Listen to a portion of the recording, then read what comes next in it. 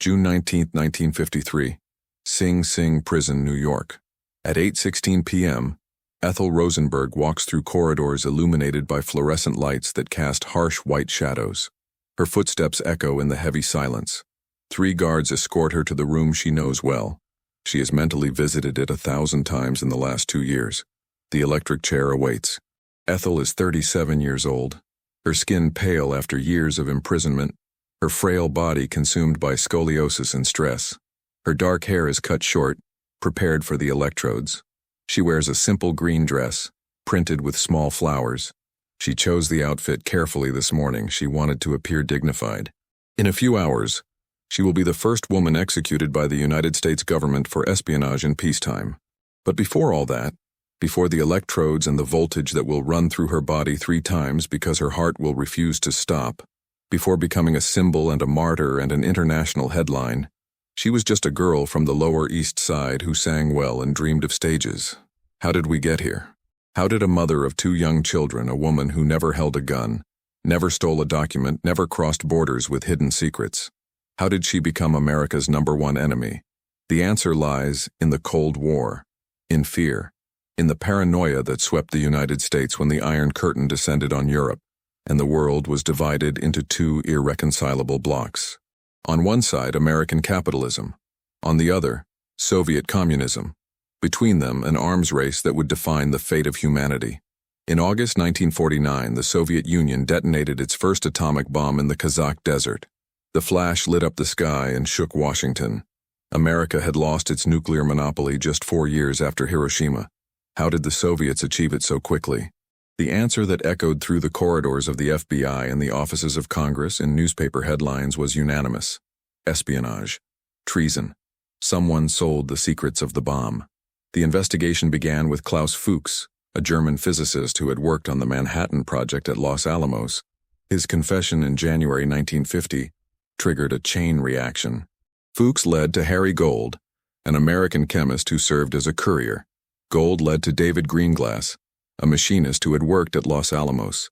And Greenglass, under pressure from the FBI and with his own wife under threat of arrest, pointed the finger at his brother-in-law, Julius Rosenberg, and at his sister, Ethel. But let's go back to the beginning. Before the courts, before the headlines, before everything fell apart.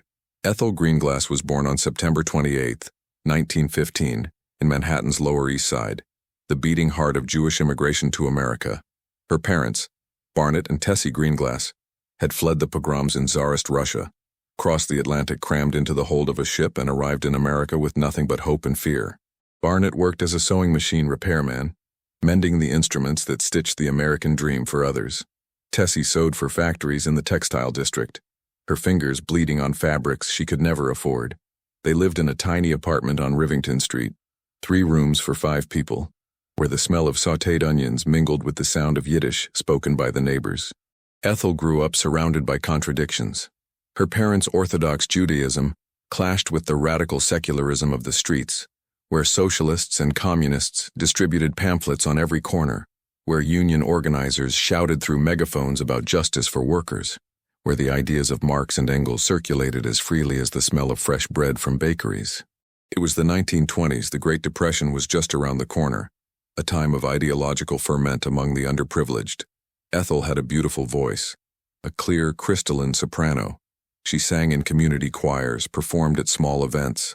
She dreamed of the stage, of Broadway lights, of a life beyond the machines and the sweat and poverty that surrounded her. But dreams cost money. At 15, she left school and got a job as a secretary at the National New York Packing and Shipping Company. The salary was miserable, the conditions inhumane. 12 hours a day on her feet without adequate breaks. Bosses who yelled and harassed her. It was there, amidst piles of documents and the incessant noise of the packaging machines, that Ethel discovered another vocation besides singing: union activism. She organized her colleagues. She secretly distributed pamphlets. She planned a strike against management abuses. She was 19 years old and possessed a courage that surprised even herself. The strike lasted 3 days. They achieved some minimal concessions. Ethel was fired immediately afterward. Labeled an agitator, she had difficulty finding another job, but he had learned a lesson that he would carry with him to the electric chair. The system did not protect the weak. Justice did not come from above. It had to be wrested away, conquered, often with personal sacrifice. In 1936, at a Young Communist League dance at Webster Hall, Ethel met Julius Rosenberg. He was 18 years old with intense eyes behind round glasses, a shy smile, and an overwhelming passion for politics. He was an electrical engineering student at City College, intelligent, idealistic, and obsessed with the idea of a more just world. He spoke fervently about the Soviet Union, about the socialist experiment, about how Russia represented the future while America drowned in inequality and exploitation. They talked all night. They discovered they shared everything: humble origins, immigrant parents, faith in communism as a response to the injustices of capitalism, and a love for Yiddish culture. Julius courted Ethel with poetry and politics. She fell in love not only with the man, but with the worldview he represented. They married in June 1939. The ceremony was simple, officiated by a civil judge. No rabbi. Both had distanced themselves from organized religion. They moved into a small apartment, then to another in Knickerbocker Village, an apartment complex on the Lower East Side. Julius got a job as an engineer in the U.S. Army Signal Corps. Ethel took care of the house, sang in amateur choirs, and typed occasional reports for Julius. They had 2 sons. Michael was born in 1943, at the height of World War II. Robert in 1947, when the war had ended but the world was already divided again. Ethel was a devoted mother, preparing kosher meals despite not being religious, singing Yiddish lullabies and taking the boys to the park. A seemingly ordinary life. But beneath the surface, something was growing. A secret. A commitment Julius had made. And Ethel, loyal to her husband above all else, knew this secret. Julius Rosenberg wasn't approached by spies in overcoats and hats in a dark Berlin alley. There was no mysterious envelope delivered at midnight. The recruitment happened gradually, organically, through the connections he already had in the American Communist Party. It was 1942. World War II was at its height. The Soviet Union and the United States were allies against Nazi Germany. For Julius and many American communists, helping the Soviets didn't seem like treason. It seemed like international cooperation between allies. The Communist Party of the United States was legal at the time, but considered suspect. The FBI monitored its members closely for fear of Soviet infiltration. Julius had been a member since 1939. He attended meetings, distributed literature, and recruited new members. He was a talented engineer working for the Signal Corps, with access to technical information about military equipment, radars, communication systems, electronic technology. This access made him valuable. His recruiter was Bernard Schuster, a party member who worked as an intermediary between the American Communist Party and Soviet intelligence. The conversations began casually. Admiration for the Soviet Union, the crucial role of the Soviets in the defeat of Nazism, how fair it would be for the Allies to share technical knowledge to strengthen the fight against Hitler. Julius agreed. He agreed so much that when Schuster suggested he could help, Julius didn't hesitate. It started small. Unclassified technical information, equipment specifications that could be found in manuals. But gradually, as Julius proved his reliability, the requests grew. He began to pass on more sensitive information, technical drawings, radar specifications, data on fuse proximity systems. Nothing nuclear yet. That would come later, but enough to establish him as a productive agent. His main contact became Alexander Feklisov, an agent of Soviet intelligence, NKVD, the Secret Service precursor to the KGB, who worked undercover as a diplomat at the Soviet embassy in New York. Feklisov, using the codename Alexander, met regularly with Julius in public places, restaurants, busy street corners, subway stations. They talked briefly. Julius would pass documents folded from newspapers or magazines. He occasionally received money, small amounts to cover expenses. He wasn't motivated by money. It was pure ideology. But the Soviets insisted on paying. It made the transaction more professional, more controllable. Julius didn't work alone. He was ambitious. He wanted to create a network. He recruited friends from college, fellow engineers who shared his political convictions. Some passed on industrial information, others, military specifications. It was a small but active operation. And then in 1944, Julius recruited his brother-in-law, David Greenglass. David was younger, less politically sophisticated, but he had something valuable. In August 1944, he was assigned to work as a machinist in Los Alamos, New Mexico. He initially didn't know what that place was, only that it was top secret, isolated in the desert, surrounded by guards and barbed wire. Only later did he discover he was at the heart of the Manhattan Project, the American effort to build the first atomic bomb. Julius saw the opportunity immediately. During David's leave in January 1945, Julius recruited him. They talked in Julius and Ethel's apartment.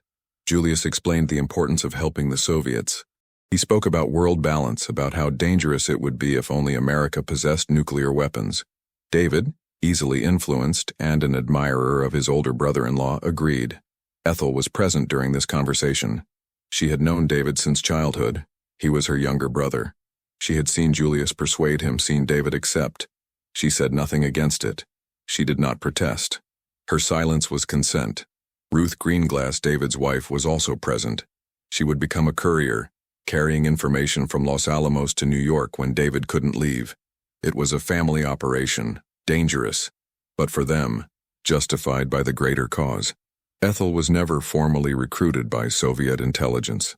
There is no record of her in Venona documents. The Soviet communications intercepted and decrypted decades later. She underwent no training. She had no code name. She received no pay. But she knew. She saw the meetings. She saw Julius nervous before his meetings with Feklisov.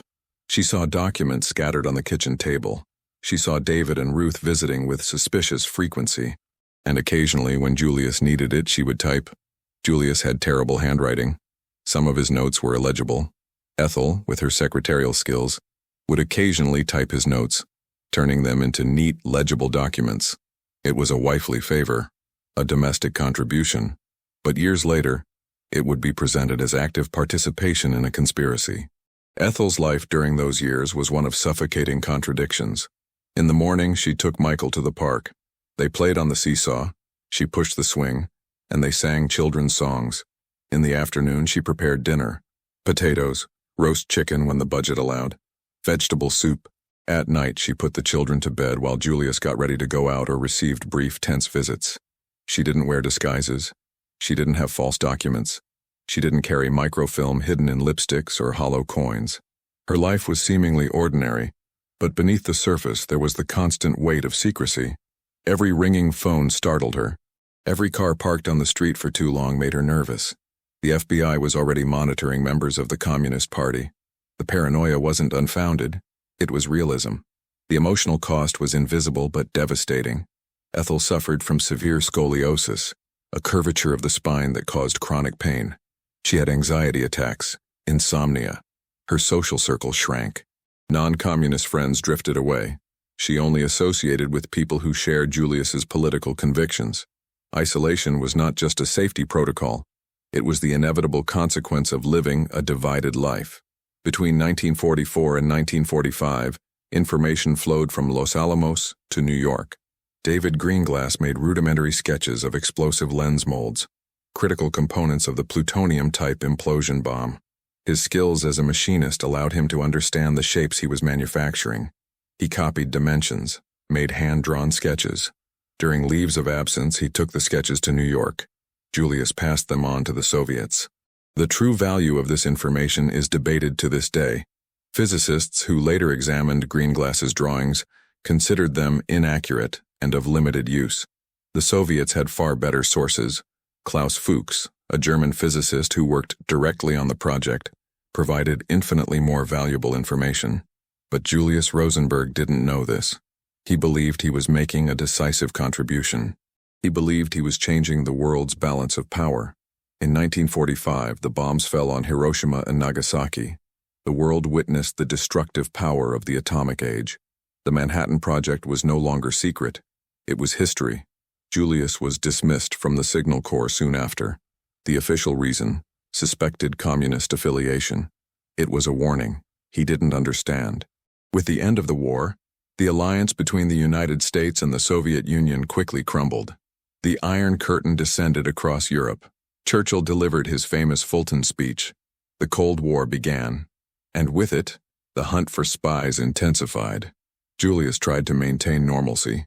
He opened a small machining workshop with David. It didn't work out. They went bankrupt within months. He tried other businesses. They all failed. Money was tight. Ethel performed miracles with the household budget. Julius grew more nervous, more tense. The meetings with Feklisov ceased. The surveillance was too intense. But the past never dies. It just waits. The most critical operation involving Julius Rosenberg's network occurred between June 1944 and February 1945, when David Greenglass was working in Los Alamos, and information about the Manhattan Project flowed to Moscow through New York. It was a time of extreme urgency. The race to build the bomb before Germany dominated the Allied war effort. Los Alamos was a secret city in the New Mexico desert, where the world's best physicists, Robert Oppenheimer, Enrico Fermi, Richard Feynman, Niels Bohr, worked grueling shifts to transform theory into an apocalyptic weapon. David Greenglass wasn't a scientist. He was a machinist. His job was to fabricate precise components based on technical drawings he didn't fully understand. But he had eyes. He had hands. And he had a reasonably good photographic memory for mechanical shapes. He saw the molds he machined. He saw the explosive lenses others assembled. He understood they were components of an implosion device, the technique that would compress plutonium to critical mass, initiating the chain reaction that would destroy cities. In January 1945, during his first leave since arriving at Los Alamos, David visited Julius and Ethel in New York. The meeting took place in the Rosenbergs' apartment in Knickerbocker Village. Ruth Greenglass was present. Julius closed the curtains, lowered his voice. He made the proposal. David could help the Soviets by passing on information about the work at Los Alamos. It was vital for world equilibrium. It was the international responsibility of any conscientious person. David hesitated. He wasn't as fervent an idealist as Julius, but he admired his brother-in-law, and Julius was persuasive. He spoke of how dangerous it would be if only America possessed atomic weapons, how it could lead to imperial dominance, how the Soviets, allies in the war against Nazism, deserved the same defensive capability. David agreed. Not for money. Julius offered only enough to cover Ruth's travel expenses. He agreed because of family influence and some vague sense of poorly understood international justice. The transmission method was relatively simple but risky. David would make memory sketches of the components he manufactured. Ruth would travel from Los Alamos to Albuquerque, a nearby city, where she would meet a courier. The recognition signal was crude, but effective. Half of a Jell-O gelatin box, irregularly cut. David had one half. The courier would have the other. The halves would fit together perfectly. The courier was Harry Gold, an American chemist who had worked for the Soviets for years. Gold was nervous, cautious, terrified of being caught. In June 1945, he traveled to Albuquerque as instructed. He knocked on the door of the modest apartment where David and Ruth were temporarily living. "Julius sent me," he said, showing his half of the Jell-O box. The halves fit together. David handed over an envelope containing hand-drawn sketches of explosive lens molds and a written description of the implosion device. Gold took the envelope back to New York. He passed it on to his Soviet contact, Anatoly Yatskov, the Soviet vice consul in New York, a diplomatic title that concealed his true role as an NKVD intelligence officer. From New York, the documents were sent in a diplomatic pouch to Moscow, where they reached the hands of Igor Kurchatov, head of the Soviet nuclear program. Kurchatov examined Greenglass's information. It was useful, confirming some aspects of his own work, but it was limited. Greenglass was a machinist, not a physicist. His drawings were inaccurate in critical details. Much more valuable was the information Kurchatov received from Klaus Fuchs, a German physicist who worked directly on the project and deeply understood the physics behind the bomb. Fuchs provided equations, detailed calculations, and precise specifications. Greenglass provided a machinist's sketches, but the FBI didn't know that in 1950. To them, Julius Rosenberg was the master spy who had stolen the secret of the atomic bomb. Meanwhile, in the spring of 1945, there was another meeting at the Rosenbergs' apartment. David was on leave again. He brought more information, handwritten descriptions of the work at Los Alamos, names of scientists, layout of the facilities. According to the testimony David would give years later, testimony he would partially retract decades later, Ethel typed his handwritten notes that September afternoon. Ethel sat at the typewriter in the living room. David dictated. Ruth watched. Julius revised. 2-year-old Michael played on the floor. The scene was simultaneously domestic and conspiratorial. A family gathered in the living room, the typewriter clattering, pages being typed. If someone peeked through the window, it would seem innocent.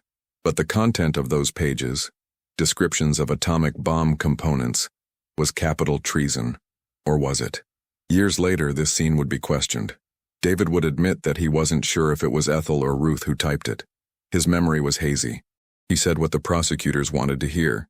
He said what would save Ruth from prison.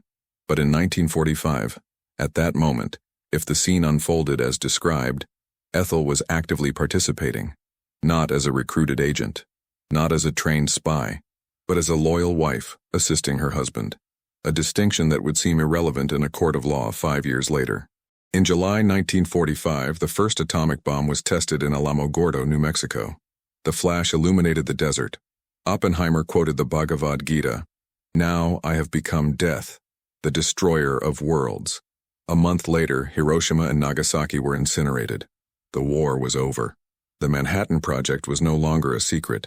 Julius was dismissed from the Signal Corps in 1945. The official justification was vague. Security issues related to political affiliations. He tried other jobs. He was repeatedly rejected.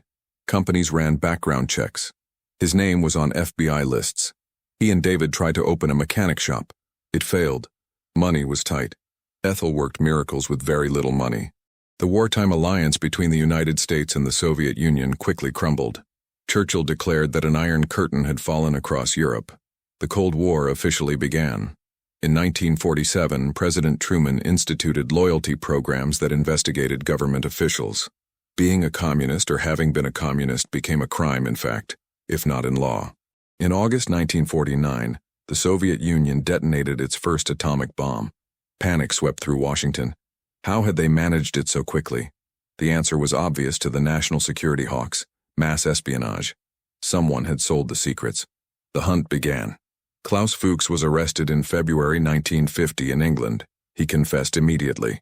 His confession led to Harry Gold. Gold, arrested in May 1950, cooperated quickly. He didn't want to spend his life in prison. He identified David Greenglass as the source at Los Alamos. The FBI arrested David in June 1950. He panicked. Ruth was terrified. They had 2 young children. David didn't want Ruth to be arrested. The FBI agents were experienced and persuasive. They offered a deal. If David cooperated fully, Ruth would not be prosecuted. If he implicated others, especially the ringleaders, he would receive a reduced sentence. David broke down. He cried. He confessed everything, and he pointed the finger at Julius Rosenberg. Julius was arrested on July 17, 1950. He denied everything. He invoked the Fifth Amendment repeatedly. He implicated no one. The FBI had Julius, but they wanted more. They wanted to dismantle the entire network. They believed Julius was just a cog in a larger operation. They needed him to talk. They needed leverage. On August 11, 1950, Ethel was arrested. The arrest of Ethel Rosenberg was calculated and cruel. The FBI had solid evidence against Julius: confessions from David Greenglass, testimony from Harry Gold. Venona documents that the Soviets didn't yet know had been intercepted and partially deciphered. But against Ethel, the evidence was circumstantial at best. David mentioned her only peripherally. There were no documents in her name. There were no payment records. There were no intercepted communications. But J. Edgar Hoover, director of the FBI, and Roy Cohn, an ambitious young prosecutor, had a strategy. Use Ethel as leverage. Arrest her, threaten her with the electric chair, and Julius would break. He would confess. He would implicate others. He would dismantle the entire Soviet network on American soil. It was judicial blackmail. It was a tactic of intimidation. It would work on any rational person who loved their children more than any political cause. But they underestimated both Julius and Ethel. When Ethel was arrested, Michael was 7 years old. Robert was 3. Suddenly, they were without a mother and father. They were temporarily sent to their grandmother, Tessie Greenglass, who blamed Ethel for corrupting Julius and ruining David. The situation was unbearable. Then they went to temporary shelters, then to an orphanage. They passed from family to family, from institution to institution. Michael partially understood what was happening. Robert was too young to understand why Mom and Dad had disappeared. The trial began on March 6, 1951 in the federal court for the Southern District of New York. The judge was Irving Kaufman, who, like the Rosenbergs, was Jewish, deliberately chosen to avoid accusations of anti-Semitism. The prosecutors were Irving Sapol and his assistant Roy Cohn, who years later would become an advisor to Joseph McCarthy and a lawyer for Donald Trump. The defense was inadequate. Lawyers Emanuel Bloch and Alexander Bloch, father and son, were dedicated but completely unprepared for a case of this magnitude. The atmosphere was one of hysteria. The Korean War was in full swing. American soldiers were dying on the peninsula. Senator McCarthy was leading his anti-communist crusade. To be a communist or a communist sympathizer was in practice a crime. The jury, 12 ordinary citizens chosen in March 1951, was immersed in this atmosphere of fear and paranoia. The main charge was not espionage, but conspiracy to commit espionage, a critical legal distinction. To prove conspiracy, it was enough to show that the accused were aware of the activities and facilitated them, even without direct participation. The maximum crime for conspiracy to commit espionage was murder. The prosecution's key witness was David Greenglass. He took the stand in a dark suit, nervous, avoiding eye contact with Ethel. His testimony was devastating. He described in detail how Julius had recruited him, how he had passed on information about Los Alamos, how Ruth had served as a courier, and then, the critical moment. He stated that Ethel had typed his handwritten notes on the Manhattan Project in September 1945. "Where did this happen?" Sapol asked. "In Julius and Ethel's apartment," David replied. "Who was present?" "Julius, Ethel, Ruth A.U. "And what exactly did Ethel do?" "She sat down at the typewriter and typed the information I dictated. It was the only evidence of Ethel's active involvement. A typewriter, a few pages. The testimony of a brother who had every reason to cooperate. His own wife was under threat of imprisonment. The defense tried to discredit him. They pointed out his motives. They pointed out that Ruth hadn't been prosecuted. But they had no way to prove that David was lying. There were no recordings. There were no independent witnesses. It was his word against Ethel's silence. Julius and Ethel invoked the Fifth Amendment repeatedly. They refused to answer whether they were members of the Communist Party. They refused to name other people involved in political activities. In 1951, America, invoking the farm, was interpreted as an admission of guilt. Harry Gold testified about his meetings with David Greenglass in Albuquerque. He confirmed that he received information and passed it on to the Soviets. But he didn't mention Ethel specifically. He couldn't. He had never met her. The trial lasted 3 weeks. The defense called few witnesses. They lacked access to classified documents that could have shown that Greenglass's information was of limited value. They could not demonstrate that Klaus Fuchs had provided the Soviets with infinitely more valuable information. They could not provide adequate context. On March 29, 1951, the jury retired to deliberate. They returned a few hours later. The verdict: guilty. Julius Rosenberg, guilty of conspiracy to commit espionage. Ethel Rosenberg, guilty of conspiracy to commit espionage. Ethel remained impassive. Julius closed his eyes briefly. It was the end. On April 5, 1951, Judge Kaufman delivered the sentence. His words were harsh, inflammatory, and disproportionate. He blamed the Rosenbergs for the Korean War, for the 50,000 American soldiers killed, for giving the Soviet Union the ability to produce atomic bombs. He said their crime was worse than murder, that they had caused incalculable damage to national security. "I sentenced Julius Rosenberg and Ethel Rosenberg to death in the electric chair," he declared. The room erupted in murmurs. David Greenglass received a 15-year prison sentence. He would be released in less than 10. Then began a desperate legal battle that would last 2 years. The Rosenbergs' lawyers appealed. They claimed procedural error. They argued that the death sentence was disproportionate. No other American spy convicted of passing information to the Soviets in peacetime had received the death penalty. They argued that the evidence against Ethel was insufficient. All appeals were denied. The Supreme Court refused to review the case multiple times. Meanwhile, an international campaign for clemency was growing. Albert Einstein wrote to President Truman, then to Eisenhower, pleading for commutation of the sentence. Pablo Picasso painted a portrait of Ethel. Jean-Paul Sartre published passionate articles. Pope Pius XIII made a personal appeal. Protests erupted in Paris, London, Rome, and Sydney. Tens of thousands marched, pleading for mercy. But in America, in 1952, with McCarthy at the height of his power, showing any sympathy for the Rosenbergs was risky. It was seen as supporting communists, as being anti-American. Julius and Ethel spent 2 years in Sing Sing prison, separated.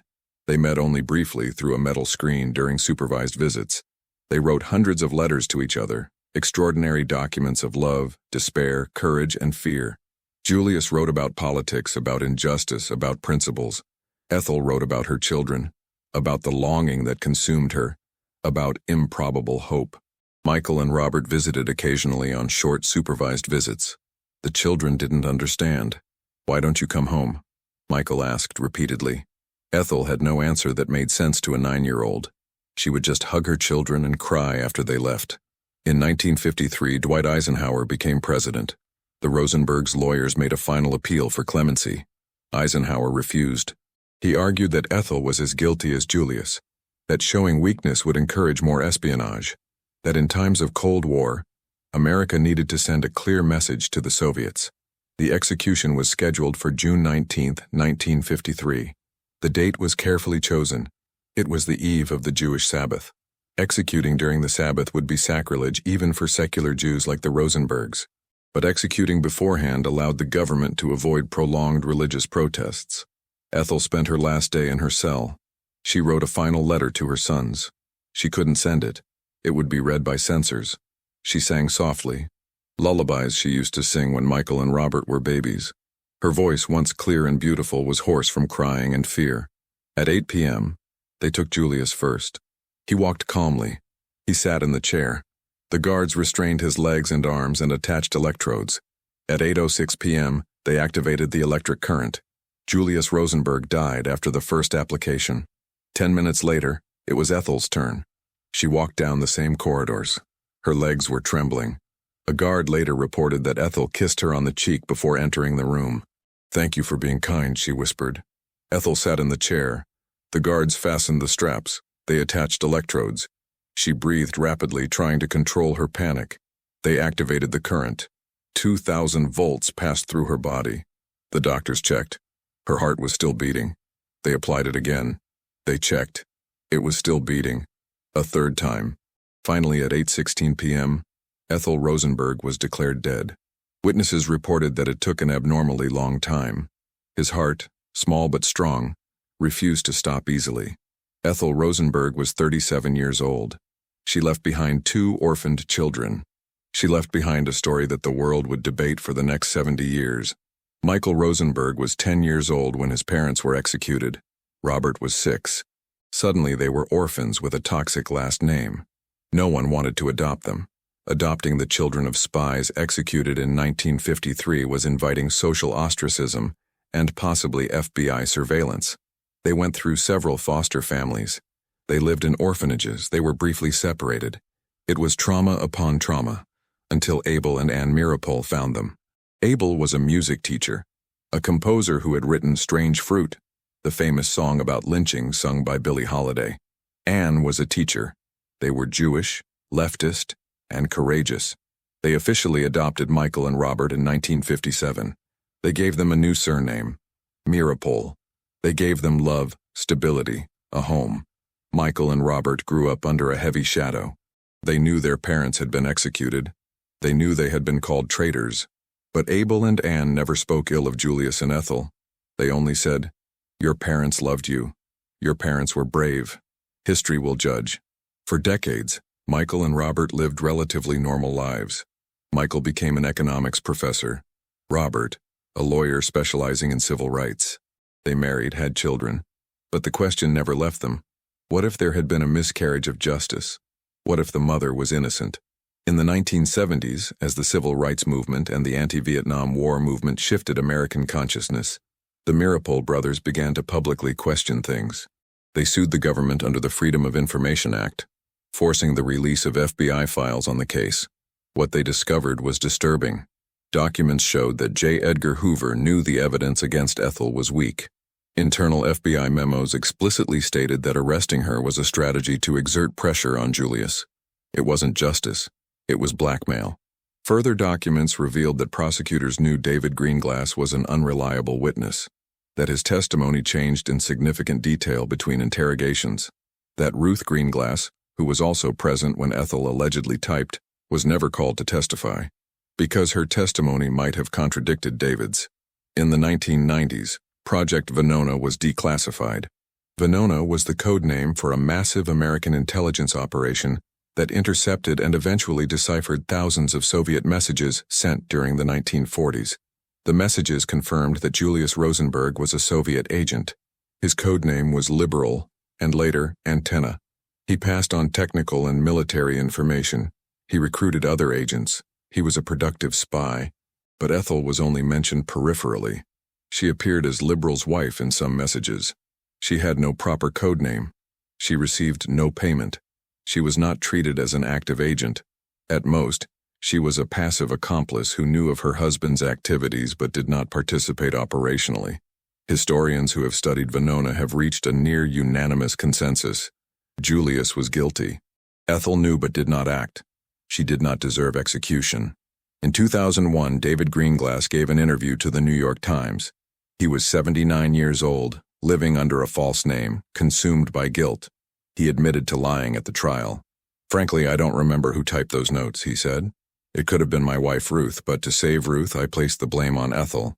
Family was more important than the truth."